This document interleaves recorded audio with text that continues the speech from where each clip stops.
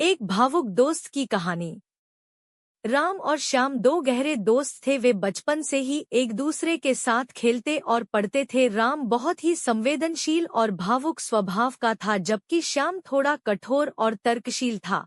उनकी दोस्ती में अक्सर मतभेद होते, लेकिन उनकी दोस्ती की डोर इतनी मजबूत थी कि ये मतभेद कभी उनके रिश्ते को कमजोर नहीं कर पाए। राम का हृदय बहुत ही कोमल था। वह दूसरों की परेशानियों को देखकर तुरंत पिघल जाता और उनकी मदद के लिए तैयार हो जाता। एक दिन गांव में एक बड़ी आपदा आई।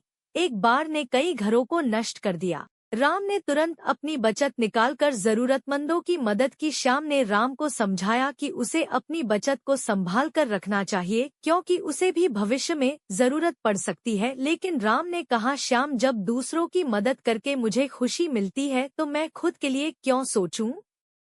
एक दिन राम को एक दुखद समाचार मिला। उसके प्रिय शिक्षक, जिन्होंने उसे जीवन की सच्ची सीख दी थी, बीमार थे और उनके पास इलाज के पैसे नहीं थे। राम ने बिना सोचे समझे अपनी सारी संपत्ति बेचकर अपने शिक्षक की मदद की। श्याम ने फिर से राम को समझाने की कोशिश की, लेकिन इस बार भी राम ने अपनी संवेदनशीलता को सर्वोपरि रखा।